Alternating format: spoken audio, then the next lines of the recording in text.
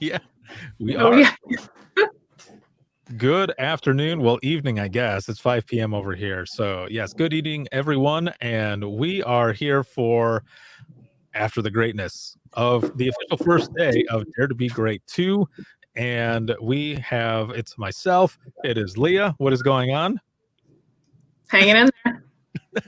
And then a very special guest we have with us today is Adam Tim, who is the head of change management with Dare to Be Great 2 Diamond sponsor Rapid Deploy. How's it going, man? Great to be here. Thank you so much. Nice to see you, Ricardo. Nice to see you, Leah. You as well. Dude, welcome back. Thank you. It's been a while. So why don't we start out with you before we get into some of the recap stuff? What has been going on? Where have you been? What is going on now? You had come out with this this big announcement. How long ago was that now? A couple months or so, or? Yeah, it was the beginning of July when I made the announcement, and for the last 90 days or so, been getting up to speed at Rapid Deploy, doing part-time while I completed my training for the Healthy Dispatcher. And then Monday, actually, of this week was my first official full-time day as head of change management for Rapid Deploy. So it's been a lot. Been finishing the training and getting up to speed, just kind of living two lives as I wind down the training piece and spin up my involvement with Rapid Deploy. So it's been great. It's been so far wonderful company to work for, amazing team. You heard from a few of them this morning. Yeah, man. Yeah, we had Ryan Hard, who's your COO, this morning. Yeah. It was funny because I talked to him a little bit yesterday and kind of got him up to speed on how everything was going to go down. And then I did say to him too, because he's Central Time, I said, so yeah, I need you to be there at 7:45, which will be 6:45 your time. And I just started chuckling. He goes, no, I'm in. I am good to go, and I'll be there. And when we jumped on, he's like, I'm ready to go. I'm like, man, well, you are definitely more awake than I am. He delivered an excellent message, and just talking about the future of 911. And then after his session, we had a 15-minute break, and then started up all the vendor hall sessions. And Brooks Shannon, who's your VIP or VP of GIS, went up and did a session on GIS. Now, this is how it went down. So this was a little different for us, where the last one, and you were part of the last one as well, we didn't have any vendor hall sessions or anything. So with this one, we had multiple sessions going on at once. So this first one, there were 3, and Leah was with Brooks. Now, how did that go down, Leah? How did you manage that Brooks talked about? Oh, he did awesome. He talked about the GIS mapping and product and where we've been, where we're going, what we can do in the future. And he and I were talking before the session. We started these careers 15 to 19 years ago, and you had plat maps and very one-dimensional sources of data. And now the expectation and the possibilities that we have with technology always changing is almost limitless. So it's really fun and exciting to see where that's going and what kind of data you can get into the 911 center quickly. Right. And I love Brooks, man. I've known him for he's awesome. we were co-workers for a little while there, and we would hang out and talk about so many different things. And I've been in on a few of his sessions. I even did a demo with him when he was very first started with your company, Adam, and I'm sitting there and he's running through it, and he had brought me on the big screen from my phone. He sent me a request, and I thought, damn, this is pretty awesome. But he is always good to hear in those sessions, very enthusiastic, very knowledgeable. And so it went very well. Now, as we're talking about, and you asked this, Adam, here, how did you guys manage that? So I do have to show you something. And those who are with us right now, there are several with us right now who are watching this. We had the Silver group. When the Silver sponsor group went on, there were 4 sessions and 2 of us to watch each one of those.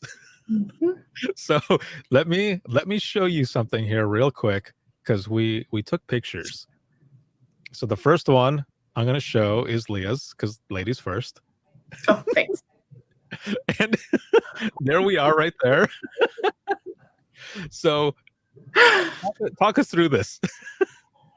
I think at that moment we had some technical difficulties with one, but we got them worked out. Joe jumped right into his. There were no issues with that, and it was good. And then I was thinking, if they end at the same time, what am I going to do with that?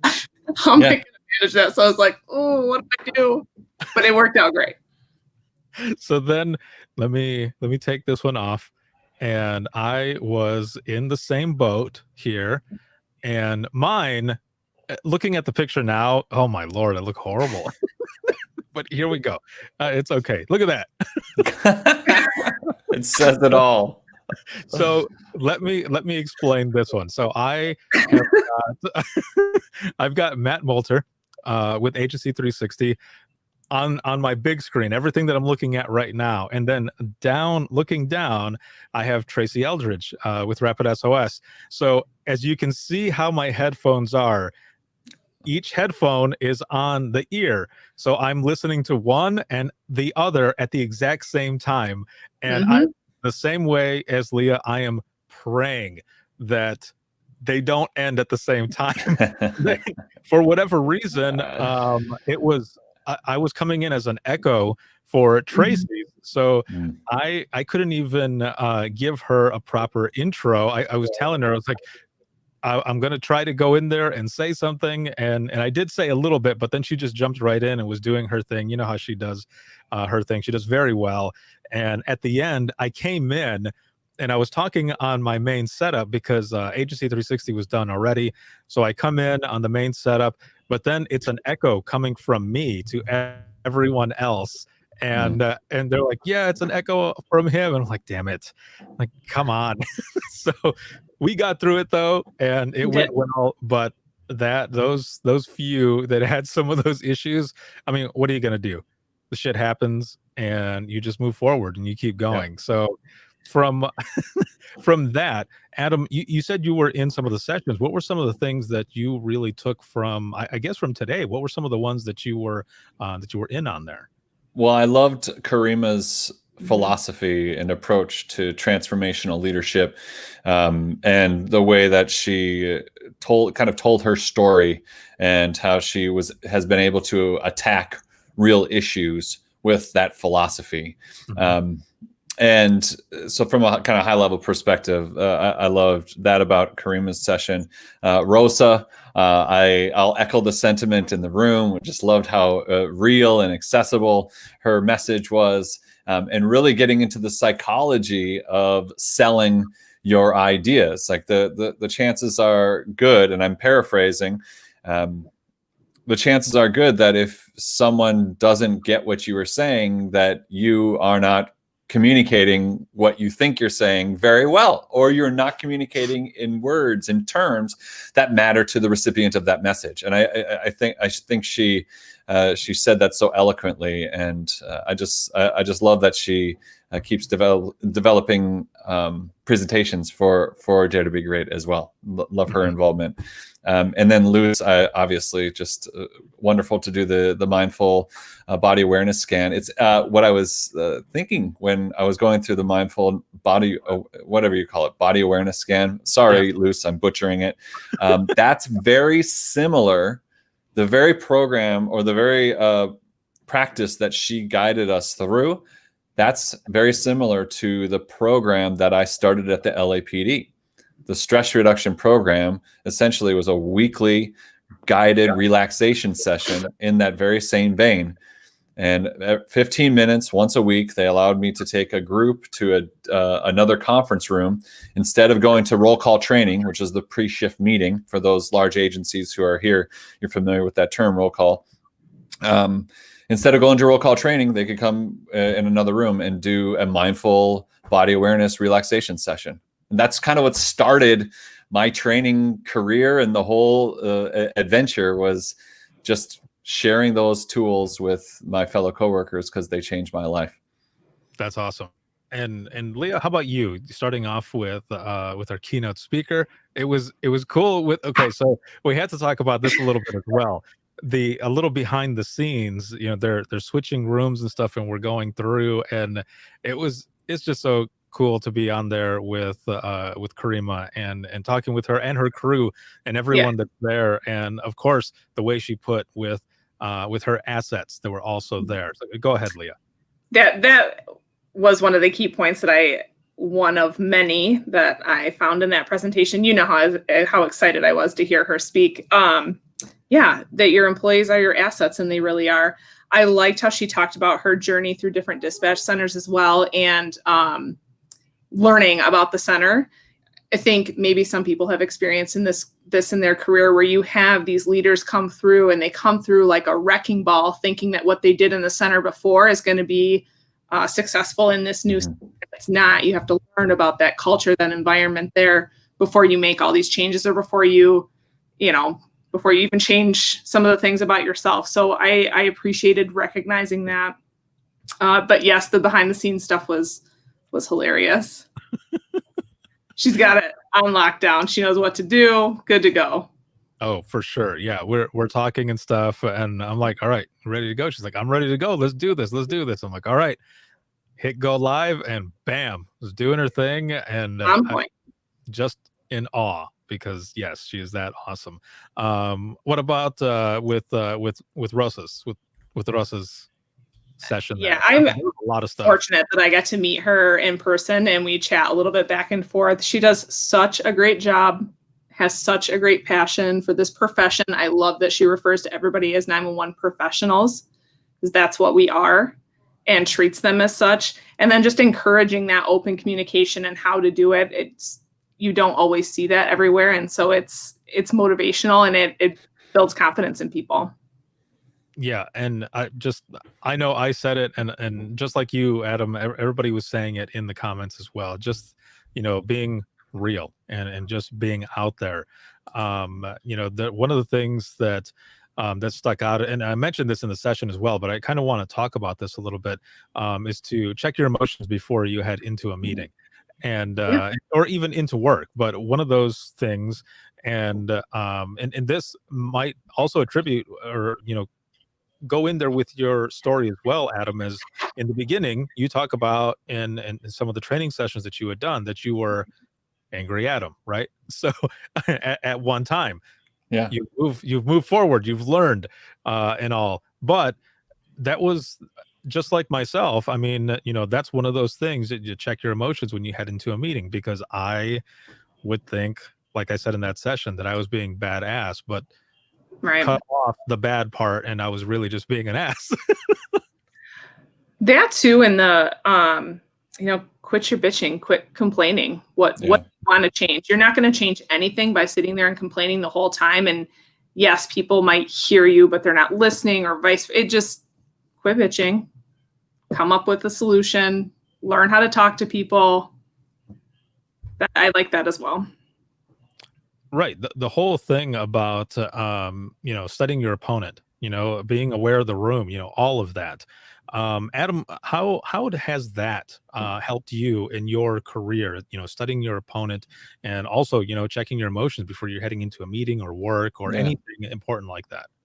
Well, I love that she spoke from the language of Sun Tzu and the art of war. So that term, study your opponent, comes directly out of that. I like thinking of my counterpart as a partner. And so I've tried to work really hard at seeing my partner's point of view, and that has guided me and paid dividends. Even as I circumnavigated backing out of my old worn ways of being angry Adam. And so I had to meet a lot of those old perceptions of me in order to get what I wanted, which was to help more people in an authentic way, which is what the stress reduction program was all about, which was what creating my own training company. And I had to get a whole bunch of training around that. I had to go through California Post classes to learn how to be a better instructor and to design instruction. Throughout all of that, I was really trying to understand others' perceptions and others' perspectives along the way.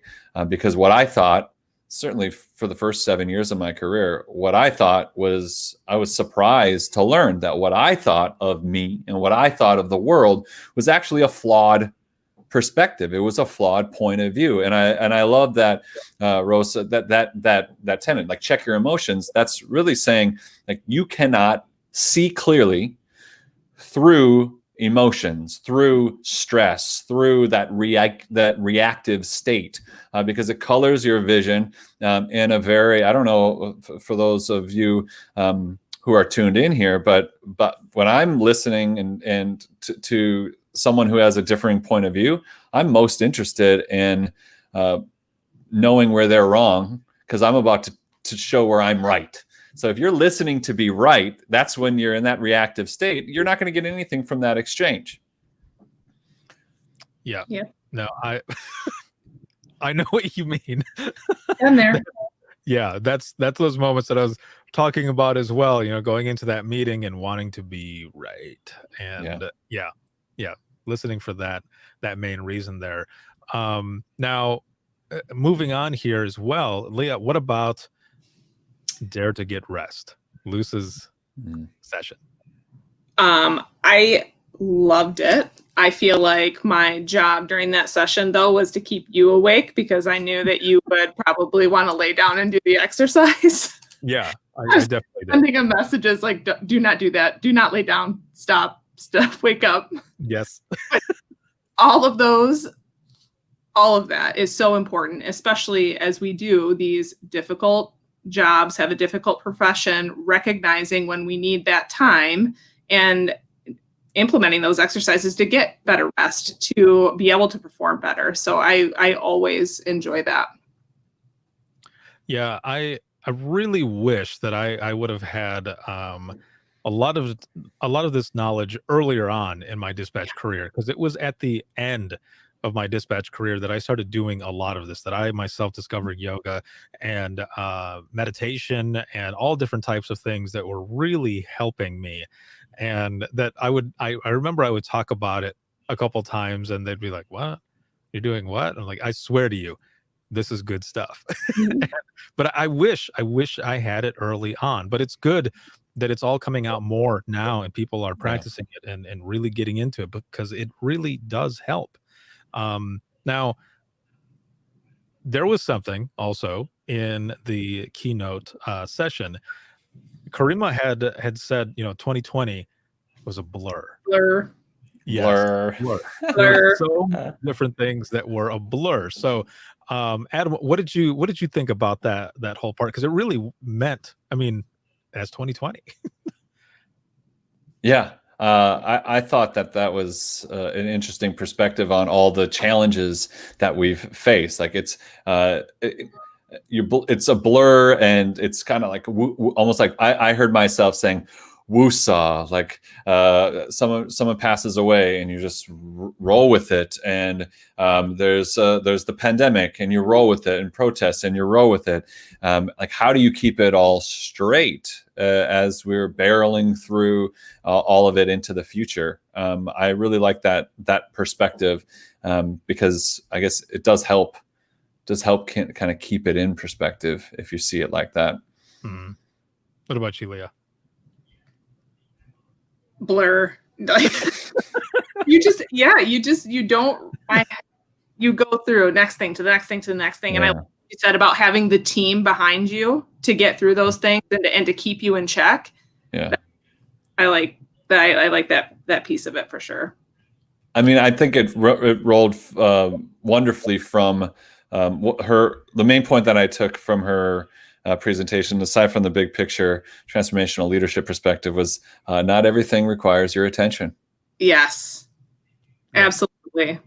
Everything is not created equal when it comes to where you devote your time and attention. Absolutely.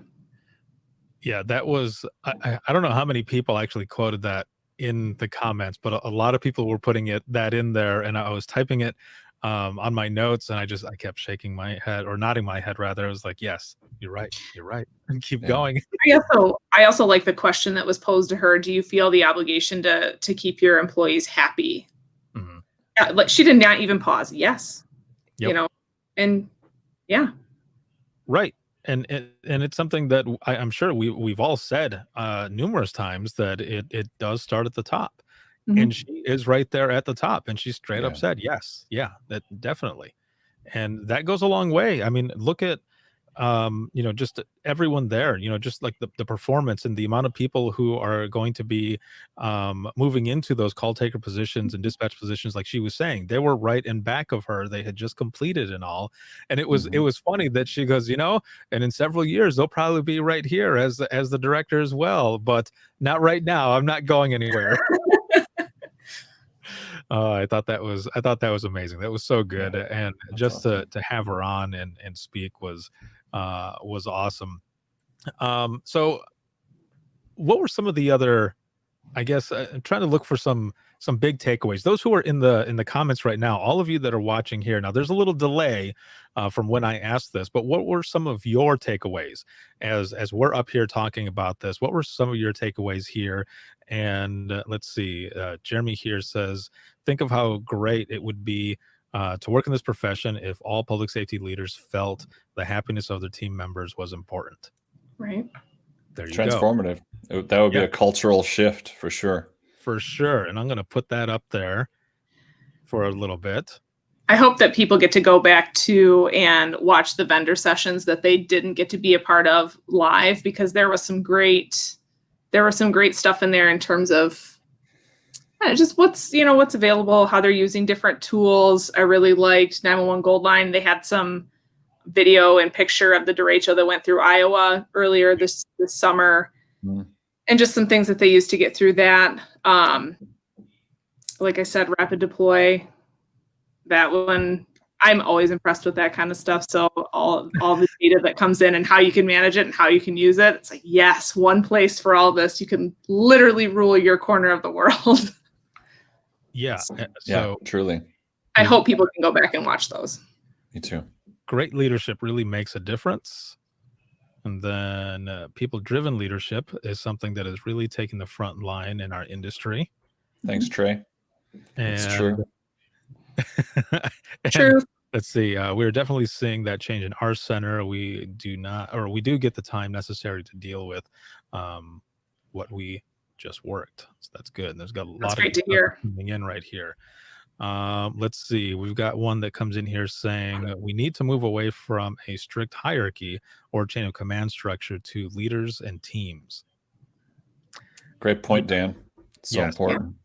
I definitely like the hierarchy, but so when I was a supervisor in dispatch, everyone would come to me for the decision. Now, ultimately, on the team, on the shift, I really had the ultimate decision, but I wanted to switch it even back then to it being like a team.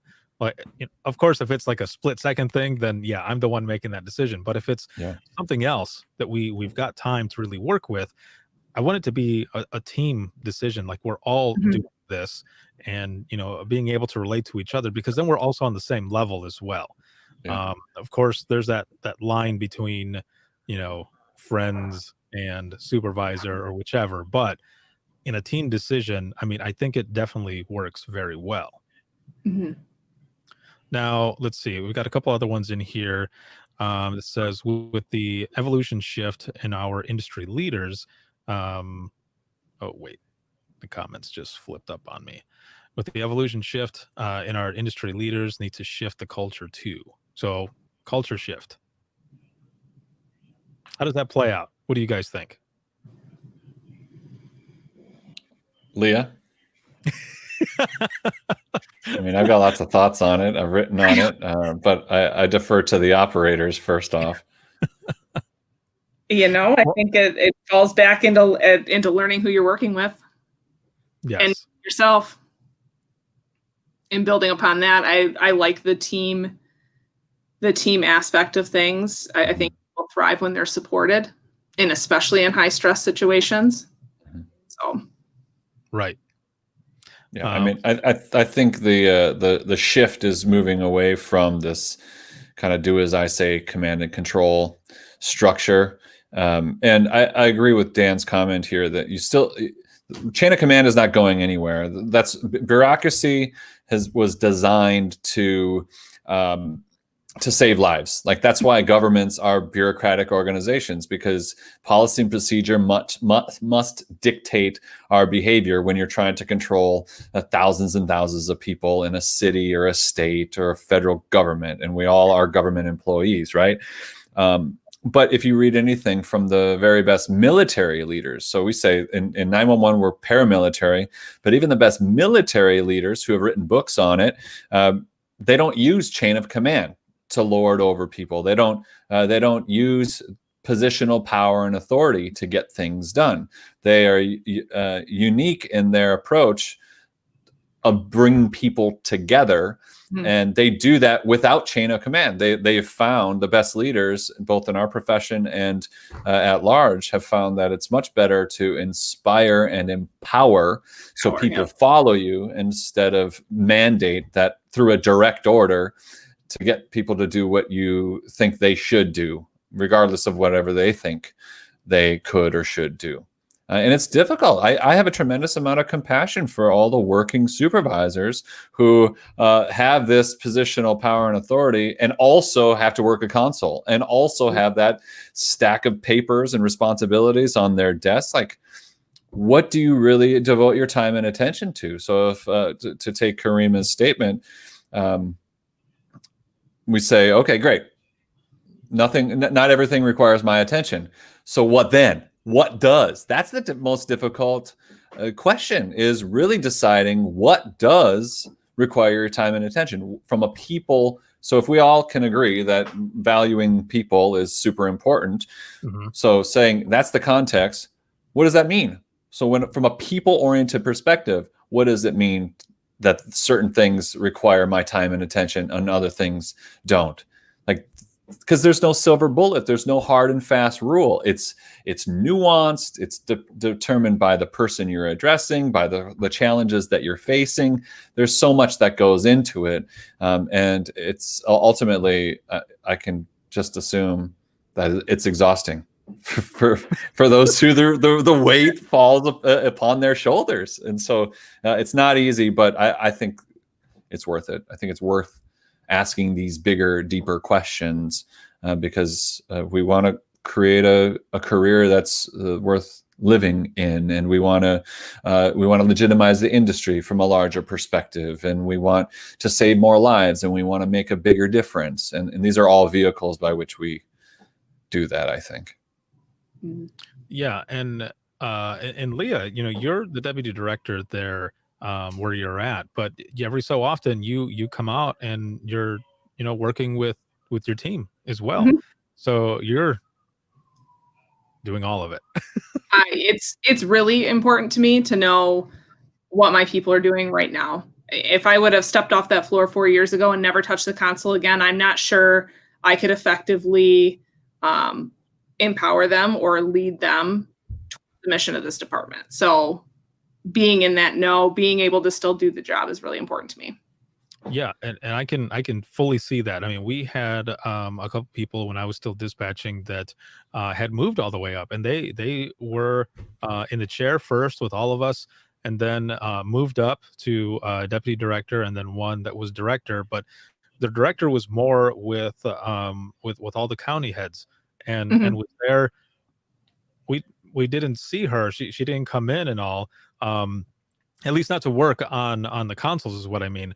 But the deputy director would come in and sit just like you and work with us and everything else. And that was our go-to person. Now I know, it kind of separates when you've got the deputy director and director, but like you're saying, to your point, it was way more effective, both ways going like that, knowing that she was there and could also still do that job. Now there's a bunch of comments that have come in as well. But one of the ones that was here was, and I think one of you kind of said this too, but Kent says, people are our most valuable resource. We need to treat them like it. And scroll down, and holy hell, there's way more. Way more comments that came in. There's more. As I was holding up at the top, there's way more that had come in here. Because there's some other ones. So let's see. Our manager still comes out and helps on the floor when needed or just to help out. She knows the importance of keeping our employees healthy. That's good. That is excellent. And Roxy says, I think that helps you also keep a pulse on where you came from. I think it's so important to remember the struggle the front line has. That's easily forgotten if you don't go back to the console and keep your skills up. I cover shifts. It's good for me and good for them. I agree. In a weird reverse kind of way, sometimes it's a little bit of a morale booster because you'll mess something up because you don't do it as much, as your dispatchers rocking the dispatch floor. So you'd be like, oh, can you help me with that? And they're like, oh, I'm sorry. You need help? Yes, I need help. Please help me. Oh, that's awesome. Yeah, of course. I can see everyone being like, oh, yeah, see that? Yeah, we'll help you. Oh, that's funny. Let's see. Melissa says the executive director doesn't have to work a position to be an effective people-driven leader. They have to, she says they have to be seen, be seen, and know something about their staff and care about their well-being and be very aware of what is going on. And Roxanne says, yes, laughs at the director and Sue. Yes, no, that's for sure. Definitely. That hits there as well. See, Jeremy says here, leaders in the space have to make room for their up-and-comers. Legacy 50 style management practices are obsolete and frankly have no place in the public safety community. Encourage, mentor, mold, and promote. Build a progressive 911 leadership legacy. Be the change agent for our profession. This is all good stuff. And this is all from those few sessions that we had there towards the end. Of course, the beginning of it was all vendor hall sessions and a lot of very good stuff. I do want to give a shout out to all of them really quick here. In Digital Rapid Deploy, Evans Consoles, the Denise Amberleaf Foundation, 911 Gold Line Training, Rapid SOS, NGA 911, Agency 360, Next Gen Lab, and of course, Yoga for First Responders. Thank you, all of you, for being sponsors for DTBG2. And like Leah said, if you get a chance, please go back and check out those sessions. There were so many sessions that are on there, ones that I'm going to have to go back and check out myself because we were all doing so many different things and it was a crazy day, but it was so worth it. It was excellent. So Adam, what else is new? What else is going on? So what is it that you're doing now? When you told me what you were doing, one, I had to ask you to repeat what you had said, and then two, I mean, as always, very proud of you, happy for what you're doing now. But what is it exactly that you're doing? What is head of change management? What does that mean? Yeah, so my goal has always been to impact lives and make a difference in an authentic way, and that's has a lot to do with why I left the communications center, is because I was making a difference, helping people, working the console, but it was very dictated by the parameters placed upon me by my employer. And when I started doing training classes, I was like, oh, this is, I'm still showing up in service, but I'm doing it in my authentic way. And with the Healthy Dispatcher, that was the way of doing that, of reaching more and more people. And when this opportunity came to join Rapid Deploy, I saw it as an extension of that mission of reaching people in an authentic way and making a difference in the lives of those who work in this profession. And what I'm doing as head of change management with Rapid Deploy is helping to solve one of the biggest challenges anytime a center decides to go with a technology change. And it is that we are not good as an industry at change and changing. And we don't want to do it, which I think has to do with the fact that we don't do it very often. It's probably why we don't do it often, is because we all hate change. We're type A overachievers and our way works. And you just have to look at some of the mumbles and grumbles in the Facebook groups dedicated to our profession to see what most people think about their CAD system. And a lot of it has to do with the way that change is rolled out. And so the company has tasked me with getting out in front of that and sitting down with the stakeholders and saying, from a proactive perspective, you've decided to go with our CAD product, and Rapid Deploy's CAD product is called Nimbus. You've decided to go with Nimbus. First of all, who is going to be impacted by this decision? Because there's necessarily a disconnect between the purchasing decision and those parties who are involved in that decision and the end user, who is the frontline telecommunicator.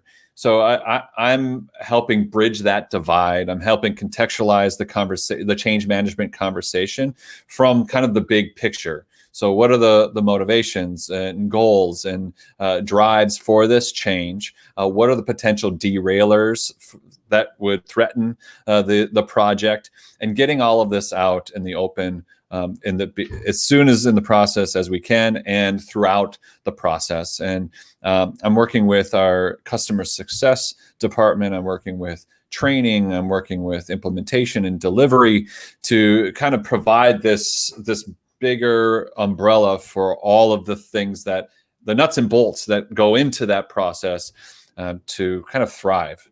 That's in a broad brushstroke. That's kind of what my job is as head of change management, is to drive change in a proactive way so that the customer can be successful, and thereby so we can be successful too. Damn. I know. That well done, man. No, that is good.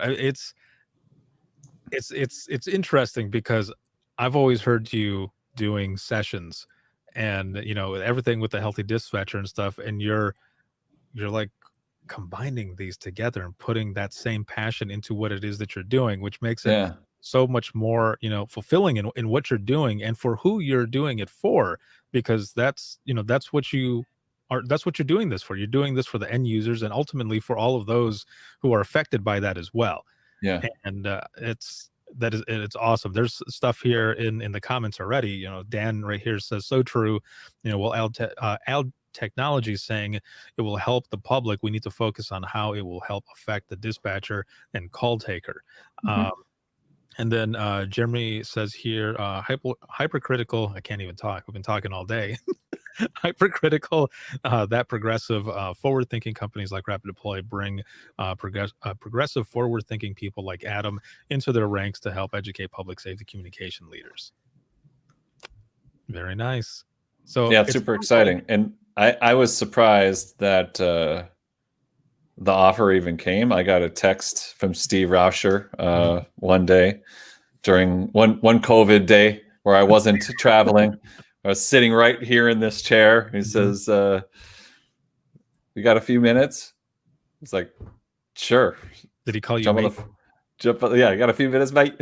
And jump on the phone, and he said, completely left field, would you ever consider working with us? I was like, what do you mean? I mean, yeah, I think aren't we talking about some mutual partnership, something the Healthy Dispatcher, Rapid Deploy related? He's like, no. Would you ever consider joining our team? And it literally floored me. I didn't even have an answer right then, because it never had dawned on me that I would ever not be doing what I was doing. And in the weeks that followed, we talked about what it would look like, and I got excited about it. And I think the biggest challenge around making that decision was the decision to kind of wind down what I was doing, the Healthy Dispatcher, and because it is me. It's been my life over the last 5-6 years, and to be able to confidently say what I just told you about my role with Rapid Deploy, that it is merely an extension of my personal mission that aligns with the company's mission, has made it easier. And while it's bittersweet, because all transitions are that way, I'm not going anywhere. I'm still here as a resource for the industry, The Healthy Dispatcher will still exist on social and the blogs, and my articles and my books are all out there. It's just a different way of doing what I do, and I think that's what's kind of cool about it. That's awesome, man. No, that is, and that's one of the things that I really wanted to know was how this transition has been going, because after the announcement, you were gone. Like, and I mean, like, you and I, like, we didn't talk that much after that, and I didn't see you a lot on social media except for like these phantom posts that were coming out from the Healthy Dispatcher, and I thought, he's got to have those scheduled, or he's got somebody else putting those out, because I know for a fact that this dude is crazy busy, because you and I would, shoot the shit here every now and then. And then you were just gone from social media, but because you were hammering it home with the new gig and stuff and what you were doing. But like I said, the phantom posts here and there, it's like, he's got to have those scheduled somewhere. It's true. Yeah. Well, all right, good. There you go. Yeah. We're scheduled. So as we go into the wrap up of this live broadcast, and Jeremy puts there, long live the Healthy Dispatcher. Indeed. Thanks, Jeremy. Viva. What are your takeaways from today, Adam?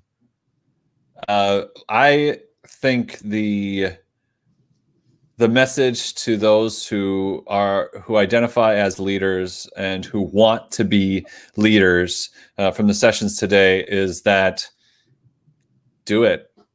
Pick up the mantle and run with it. And I love that Luce brought it home with her session to cap the day, because what Luce is really saying in all of her work with Dispatch Wellness is that you have to lead in your own life, meaning you have to take care of yourself, because if you are not a leader in your own life, then you are likely being led or pushed in different directions by other people who don't necessarily know what your best interests are, like in the way that you know. And so you got to lead yourself, and then you can be the leader that your center needs, and that you can affect the change that you want to in your personal and professional lives. That's, for me, that's kind of what the overarching takeaway was for the day, from the day. Perfect.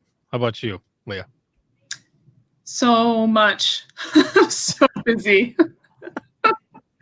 For me, we have so many great resources, I think, both on the vendor side and the people that we are networking with, and the people that are attending this conference, and the people that are presenting at this conference. I think the support system is great. I love the movement towards the self-awareness and the self-care, because I think that's just going to help people be stronger as they move through the progression of their careers. More for sure. For me, I think for me, it was everything that both of you have said, but I think I'm also going off of some of the stuff that happened to us today with some of the technical challenges that we had, some of the snafus, all of this different stuff. It can be, it can go towards life and dispatch, public safety, whichever as well, because there's always going to be shit that's going to happen. And it's how you react to it that's going to make that difference. And we could have completely lost our shit, and things would not have gone as well. But instead, we took it the way it was. We kicked ass, took names, we moved forward, and we continued going. It was in our response that made it successful. That's what I got from this, and went with everything that was going on. It was awesome. It was an excellent day. Thank you, Adam, so much for being on and talking with Leah and I to recap the sessions, to tell us what you've been doing and what's going on with Rapid Deploy. How can people find out more about the company and stuff that you're doing as well? Check out rapiddeploy.com. There's a bunch of great information on there. And if you're interested in demoing any of our products, then shoot me an email, adam.tim@rapiddeploy.com. Happy to be a resource and connect you with our training and training specialist team and our sales teams.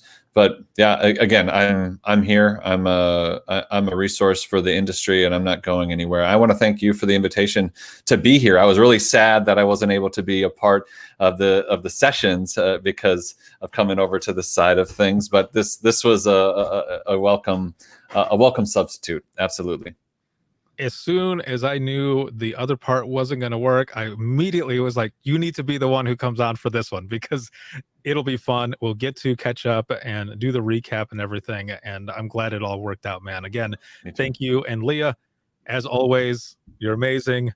Thank you for the help on the background and doing all the stuff that we did. And to Sarah Weston. Yeah, Sarah, thank you. Sarah helped us out for the Diamond Group in the morning. She was with Evans, and they were working on their stuff. So Sarah, thank you as well for the help. It was amazing. I appreciate it. And everybody who's watching, make sure to tune in tomorrow. Diamond Sponsor Group and Gold Sponsor Group tomorrow in the morning gets to start out. They get another hour to do sessions, and starting out opening for all of it, just like Reinhardt did this morning. It's going to be Matko Papik with and Tanya Lee. The both of them are actually going to be on for Evans Consoles, and they're going to be giving a session called The People. You're going to dig it. They're going to be going on first, then the two vendor sessions, those two groups, and then we have got sessions all throughout the day, starting with keynote speaker Tyrell Morris. So we will see all of you tomorrow. Have an excellent one, and talk to you soon. Thank you all.